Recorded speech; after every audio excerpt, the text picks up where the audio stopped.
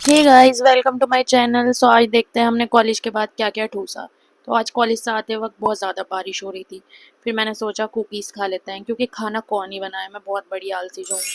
फिर आइसक्रीम खाने का मन किया तो आइसक्रीम खाते हैं डाइट का नाटक करते हुए, क्योंकि डाइटिंग तो मैं बहुत ही ज़्यादा करती हूँ। फिर उसके बाद शर्मा खाया और कबाब। शर्मा और कबाब बहुत ही ज़्यादा मस्त थे।